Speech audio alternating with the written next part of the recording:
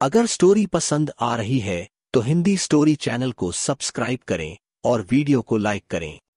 Episode 171 दिल की बात। लैला का दिल कर रहा था कि वो अभी चीखे मार मार कर रोने लगे। इतना बड़ा धोखा, इतना बड़ा। हर बार मैंने आपको माफ किया, हर बार मैंने आपकी बात सही, आपकी गलतियों को इग्नोर किया, लेकिन हर बार आपने मेरा यकीन तोड़ा, मेरा दिल तोड़ा, मुझे तकलीफ दी, कभी अपनी बातों से, कभी अपनी हरकतों से। और अब तो ज्यादती हो गई सुजॉय साहब। अपनी बचपन की फ्रेंड का रेप, और उसके बाद भी आपने मुझसे वो सब कुछ छुपाया और मुझसे ऐसे बातें की जैसे कुछ हुआ ही नहीं। सोचते हुए उसकी आंखों से आंसू बहने लगे थे। बेचारी जेनी पर क्या गुजरती होगी। मैंने उसे कितना गलत समझा, जबकि वो तो इस राक्षस सरीखे इंसान से खुद ही परेशान हो रही थी। लेकिन जेनी का नाम जहन में आते ही अचानक से लैला को उस रात की बात याद आ गई, जब जेनी ने कहा था कि सुजॉय उसके कमरे में सो रहा है। और अगर ये उसी वक्त की बात है तो जेनी इतने आराम से मुझे कैसे कह सकती है? हो ना हो ये उसी रात हुआ है। अगर मेरे कॉल करने से पहले जेनी के साथ सुजॉय ने कुछ गलत किया था तो वो इतने आराम से मुझे वो सब नहीं कह रही होती। और अगर मेरे कॉल के बाद कुछ ऐसा हुआ तो फिर। इस पॉइंट पर आकर लैला का दिमाग काम करना बंद हो चुका था। अब तक उसे जेनी के बारे में सोच सोचकर बेहद बुरा लग रहा था, लेकिन अब वो कुछ समझ नहीं पा रही थी कि इस न्यूज पर उसे कैसे रिएक्ट करना चाहिए। उसे अंदर कमरे में बैठे बैठे एकदम से घुटन सी महसूस हुई। वो बेसाख्ता उठकर बाहर चली आई। बाहर हॉल में बैठे हुए कबीर ने जब उसे ऐसे अचानक से कमरे से बाहर निकलते हुए देखा तो चौंक सा गया, और लैला ने उसे वहां बैठे देखा तो तेजी से एक बार फिर गार्डन एरिया में चली आई थी। कबीर की नजरों ने लैला का दूर तक पीछा किया। उसका धुआं धुआं सा चेहरा देखकर उसे ये अच्छी तरह समझ आ गया था कि जरूर कोई ना कोई बड़ी बात हुई है। इसीलिए वो वहां से उठा और लैला के पीछे ना जाकर सीधा उसके कमरे की तरफ आ गया। अभी वो दरवाजे पर नॉक करने ही वाला था कि अंदर से मेड चाय का खाली ट्रे लेकर लौटती हुई नजर आई। वो उससे कुछ पूछता इससे पहले ही उसकी नजर ट्रे के कोने पर पड़ी मैगजीन पर पड़ी। फिल्मी वर्ल्ड। उसने होठों ही होठों में उसका नाम दोहराया और एकदम से मेड को रोककर ट्रे से वो मैगजीन उठा ली। कवर स्टोरी पर नजर पड़ते ही कबीर को समझ में आ गया कि उसका शक सही था। और फिर जैसे जैसे वो वहीं हॉल में बैठकर मैगजीन की कवर स्टोरी का एक एक लफ्ज पढ़ने लगा, वैसे वैसे उसे सब समझ में आ गया। पूरी स्टोरी पढ़कर कबीर वो बुक वहीं पर ही छोड़कर खड़ा हो गया और लैला की तलाश में गार्डन एरिया की तरफ निकल गया। एक कोने वाले बेंच पर बैठी लैला अब भी गहरी सोच में थी। कबीर धीमे कदमों से चलता हुआ उसके एकदम नजदीक आया और बोला, मैगजीन पढ़कर अपसेट हो? लैला ने चौंक कर उसका चेहरा देखा। उसकी आंखों में हैरानी के बादल छाए हुए थे। कबीर आज भी उसकी बात बिना कहे ही समझ चुका था। उसने बिना कुछ कहे हुए गर्दन झुका ली। तब कबीर ने उसके बगल में बैठते हुए कहा, मुझे हैरत है कि इतनी समझदार लड़की किसी मसालेदार फिल्मी मैगजीन की एक ऊट-पटांग कवर स्टोरी पढ़कर ऐसे रिएक्ट कर रही है, जबकि उसे अच्छे से पता है कि सच्चाई इससे कहीं अलग हो सकती है। लैला ने कबीर की बात पर तड़प कर कहा, ये कोई छोटी मोटी बात नहीं है कबीर सर, जो इस बात को यूं ही हवा में उड़ा दिया जाए। मैं बस उसी सोच में हूं। कबीर ने उसे जवाब में कहा, मुझे पता है कि ये कोई छोटी मोटी बात नहीं है, और अगर छोटी मोटी बात होती तो सुधांशु इसे कभी कवर स्टोरी नहीं बनाता। लेकिन मैं ये भी जानता हूं लैला कि ऐसी स्टोरीज में सारी बातें सच नहीं होती, बल्कि ये लोग जानबूझकर सच को कुछ ऐसे तोड़ मरोड़ कर पेश करते हैं कि किसी की इज्जत की धज्जियां उड़ जाए। अब ऐसे में जब तक तुम इसके बारे में खुद सुजॉय से ना पूछ लो, तब तक इस पर आंख मूंद कर भरोसा करने जैसी कोई बात नहीं है। इस बार लैला ने शून्य में निहारते हुए सपाट लहजे में कहा, मैं इस बारे में सुजॉय साहब से कोई सवाल नहीं करूंगी। और क्यों करूं भला? वो किसी के साथ कुछ भी करे, उससे मुझे प्रॉब्लम क्यों होनी चाहिए? उसके लहजे से छलकती नाराजगी कबीर से छुपी नहीं रह सकी। ये महसूस करते ही कबीर के होठों पर एक खूबसूरत सी स्माइल बिखर गई। लेकिन लैला के मूड को देखते हुए उसने जल्दी ही अपना मूड कुछ सीरियस किया और फिर बोला, इस वक्त तुम बेहद इमोशनल हो रही हो मिस लैला, इसीलिए मैं सिर्फ एक ही बात कहूंगा, और वो ये कि सुधांशु ने अपनी मैगजीन में अब तक तुम्हारे बारे में क्या क्या छापा है, तुम्हें याद है? कबीर की ये बात सुनकर लैला जैसे वाकई दिमाग पर जोर डालने लगी और फिर एक एक करके उसे सुधांशु की छापी हुई सारी कवर स्टोरीज, रिपोर्ट्स सब याद आने लगे। लैला के बदलते हुए एक्सप्रेशंस ने कबीर को आगे बोलने का मौका दे दिया था। शायद तुम्हें याद आ रहा होगा कि किसी सुधांशु ने तुम्हारे बारे में कितनी ऊटपटांग बातें भी छापी है। तुम खुद अंदाजा लगाओ कि उनमें से कितनी बातें सही थी। उसके बाद तुम्हारा दिल चाहे तो तुम सुजॉय को गुनहगार मानकर उससे जो चाहो, जैसा चाहो सुलूक कर सकती हो। कबीर की बातें सुनकर लैला की सिसकियां अब कुछ कुछ रुकने लगी थीं। उसने धीरे से अपने आंसू पोंछे और फिर कहा, ठीक है, मान लेती हूँ कि आप जो भी कह रहे हैं उसमें एक लॉजिक है, लेकिन फिर भी मैंने सोच लिया है कि किसी को भी अब ये मौका नहीं दूंगी कि मुझे उसकी हर ऊटपटांग बातों से तकलीफ हो या उस पर यकीन लाने में मजबूरी हो। अब इसमें सुजॉय साहब गिल्टी हो या ना हो, मुझे इससे कोई फर्क नहीं पड़ता। तब कबीर ने कहा, बिल्कुल मिस लैला, अपनी बेहतरी के लिए जो भी करना है, जैसे भी करना है, वो तुम्हारा अपना फैसला होना चाहिए।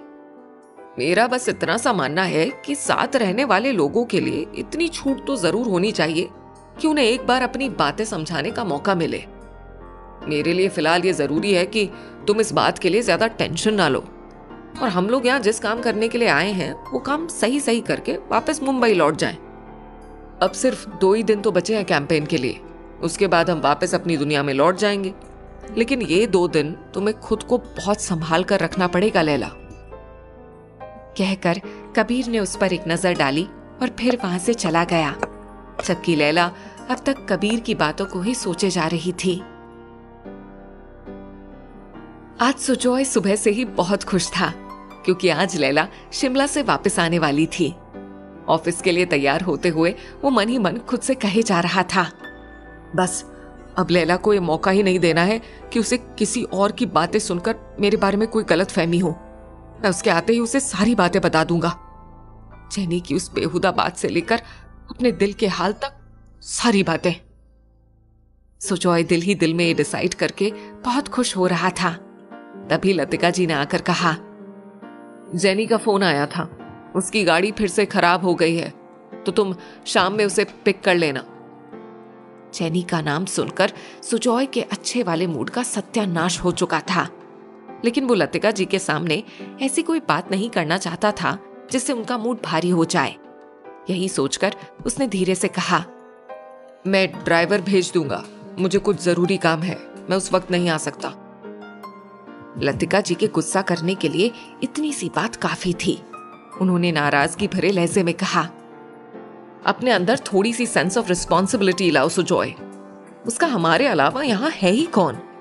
ऐसे में वो जरूरत के वक्त हमें याद नहीं करेगी तो किसे याद करेगी? कम से कम इसी बात का लिहाज कर लो कि तुमने उसके साथ क्या किया, और उसके बावजूद भी वो इतनी पोलाइट है तुम्हारे साथ। माँ की कड़वी कसैली बातें सुनकर इस बात का कोई जवाब सुजॉय ने नहीं दिया और फिर तैयार होकर बाहर निकलते हुए कहा, मुझे आज ऑफिस में बेहद काम है माँ, इसीलिए कह रहा हूं कि श्योर नहीं हूं, मुझे टाइम मिल पाएगा या नहीं कह नहीं सकता, लेकिन फिर भी मैं कोशिश करूंगा। कहकर वो अपनी गाड़ी के पास आ गया। अभी उसके मन में बस एक ही बात चल रही थी, लैला, लैला और सिर्फ लैला। इसके अलावा वो अभी और कोई बात नहीं करना चाहता था। लैला एयरपोर्ट के लिए निकलने वाली थी। उसका और कबीर का सारा सामान गाड़ी में रखा जा चुका था। तभी उसे ख्याल आया तो उसने चौंकते हुए पूछा, ये रूही कहाँ रह गई? अभी तक नजर ही नहीं आ रही है। तब मंगरू काका ने कहा, आपके जाने से उदास है बिटिया, मैंने कहा भी कि आप लोग बस निकलने वाले हैं, बाहर आकर मिल ले, लेकिन वो फिर भी नहीं आना चाहता। अगर स्टोरी पसंद आ रही है तो हिंदी स्टोरी चैनल को सब्सक्राइब करें और वीडियो को लाइक करें। ये सुनकर लैला के होठों पर एक मुस्कुराहट बिखर गई। उसने गाड़ी के अंदर बैठने की बजाय पहले से अंदर बैठे हुए कबीर से कहा, मैं बस 5 मिनट में आई, और वो तेजी से अंदर चली गई। कमरे के दरवाजे पर पहुंचकर उसने जैसे ही उसे खोलना चाहा तो देखा कि दरवाजा अंदर से बंद है। उसने नॉक किया लेकिन अंदर से कोई आवाज ही नहीं आई। तब उसने धीरे से दरवाजे पर हाथ रखकर कहा, मैं निकल रही हूँ रूही, जाने से पहले मुझसे गले नहीं मिलोगी? लैला का इतना सा कहना था कि अंदर कमरे से कुछ आहट उभरी और रूही ने एकदम झट से दरवाजा खोल दिया। लैला ने उसकी आंखों पर गौर किया तो पता चला कि वो लगातार रोती हुई सी महसूस हो रही थी।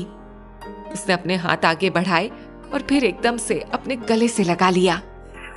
रूही का लैला के गले से लगना था कि जैसे उसके सब्र का बांध टूट गया। उसने भी लैला को जोर से भींचते हुए कहा, दी, आप चली जाओगी तो मैं अकेली कैसे रहूंगी?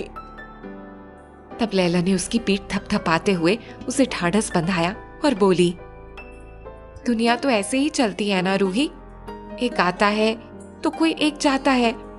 हमें सिर्फ इतना करना होता है कि जिंदगी में आने वाली अच्छाइयां खुद में ढाल लें और उसकी बुराइयों से दूर रहने की कोशिश करें। लैला की बातें सुनकर रूही ने उसे कुछ और भींचते हुए कहा, दी, मैं इस वक्त कोई फिलॉसफी सुनने के मूड में नहीं हूं। उसकी इस बात पर लैला को बेसाख्ता हंसी सी आ गई।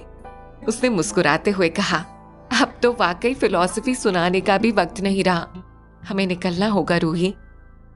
कहकर उसने धीरे से रूही को खुद से अलग किया और फिर बोली, अपना फोन नंबर तो मैंने आपको दे ही दिया है, अगर कभी भी ऐसा लगे कि मुझसे बात करनी है तो जरूर करना, मैं भी बातें करती रहूंगी आपसे। ये सुनते ही रूही उससे अलग होकर टेबल के पास आ गई। फिर वहां से एक एनवेलप उठाकर उसके सामने ले आई और फिर उसे लैला की तरफ बढ़ाते हुए कहा, ये मैंने आपके लिए बनाया है।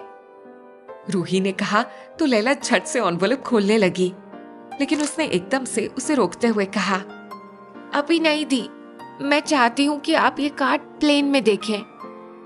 लैला ने मुस्कुराते हुए वो एनवेलप अपने बैग में रख लिया और फिर उससे विदा लेते हुए बोली, अब चलती हूँ, आप बहुत याद आओगी रूही। कहकर उसने रूही के बालों पर हाथ फेरा और फिर उसकी तरफ बिना देखे ही बाहर निकल गई। इन 8 दिनों में रूही के साथ रहते हुए उसे खुद भी रूही से काफी लगाव हो गया था और उसे अब इस तरह बिछड़ना वाकई काफी तकलीफदेह लग रहा था। लैला जब कार के पास वापस आई तो वहां राम प्रकाश और सोहन भी मौजूद थे। लैला को देखते ही सोहन ने हाथ में पकड़ा एक पैकेट उसकी तरफ बढ़ाते हुए कहा, हमारी तरफ से आपके लिए एक साड़ी, उम्मीद है आपको जरूर पसंद आएगी। लैला ने थरथराते हुए हाथों से वो पैकेट थामा और बोली, मुझे आप लोगों से इतना प्यार और इतना मान मिला है जितने कि मैं लायक भी नहीं थी। इन सब का बहुत बहुत शुक्रिया। तब सोहन ने कुछ परेशान होते हुए जल्दी से कहा, आपने बंबई में मुझे भाई कहा था और एक भाई अपनी बहन के लिए कुछ भी करे उसके बदले में शुक्रिया तो नहीं बनता। सोहन की मीठी सी शिकायत सुनकर लैला ने हंसते हुए कहा, ठीक है भैया, मैं अपना शुक्रिया वापस लेती हूँ। फिर उसने उन सारे लोगों के सामने हाथ जोड़े और विदा लेकर गाड़ी में बैठ गई। ये पल लैला के लिए बहुत ही इमोशनल कर देने वाला था। उसे ऐसा महसूस हो रहा था जैसे उसके लिए इन लोगों के भाव ही उसकी सबसे बड़ी अचीवमेंट थी। ड्राइवर ने गाड़ी स्टार्ट करके एयरपोर्ट की तरफ बढ़ा दी। तब बरबस ही लैला की आंखें बरसने को थी। कबीर ने उसे ऐसे परेशान होते हुए देखा तो कहा, रो मत लैला, ये बहुत बड़ी बात है कि तुम इन लोगों के बीच से इतना प्यार कमा कर जा रही हो। ये तो तुम्हारे लिए खुशी की बात होनी चाहिए। कबीर की बात सुनकर लैला के फूल जैसे होठों पर मुस्कुराहट सी बिखर गई। मुंबई पहुंचकर लैला जैसे ही फ्लैट पर पहुंची, मारिया ने उसे दरवाजा खोलते ही एकदम से गले से लगाते हुए कहा, ओ लैला मैम, आपने तो कमाल ही कर दिया। लैला कुछ कंफ्यूज से अंदाज में उसे हक करते हुए बोली, अच्छा, लेकिन मैंने ऐसा क्या कर दिया, मुझे भी तो पता चले। तब मारिया ने उसके हाथ से बैग लेते हुए दरवाजा बंद किया और फिर अंदर की तरफ बढ़ते हुए बोली, कल रात में ही डेविड अंकल का फोन आया था। उन्होंने बताया कि हंसराज ने उन्हें खुद से कांटेक्ट करके उन जूनियर आर्टिस्ट के बकाया पैसे वापस कर दिए हैं। ये सुनते ही लैला के होठों पर भी एक खूबसूरत सी मुस्कुराहट बिखर गई।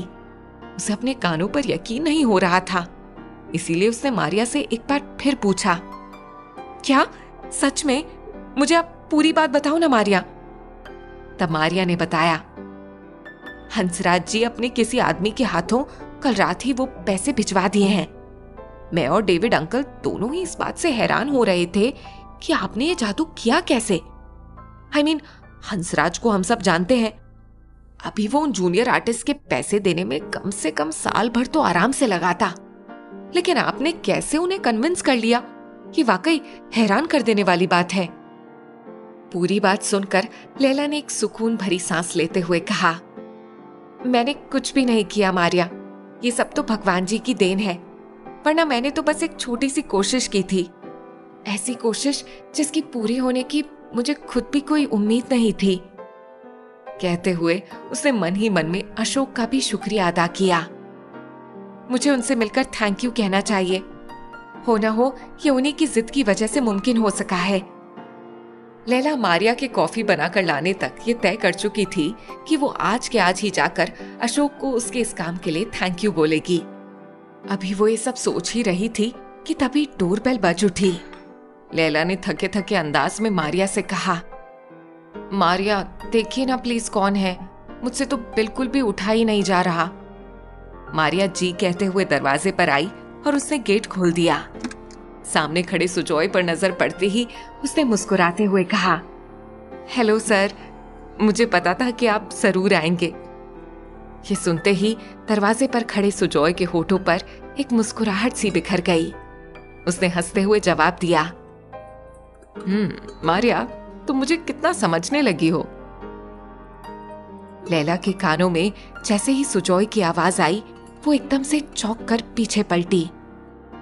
सुजॉय के चेहरे पर नजर पड़ते ही उसे उस मैगजीन में छपे एक एक शब्द आंखों के आगे तैरते हुए से महसूस होने लगे थे, जबकि सुजॉय अपनी आंखों में दुनिया जहान का प्यार समेटे बस उसी को देखे जा रहा था। सुजॉय कहने आया है अपने दिल की बात, लेकिन क्या लैला को उसका एतबार हो पाएगा? हिंदी स्टोरी चैनल को सब्सक्राइब करें।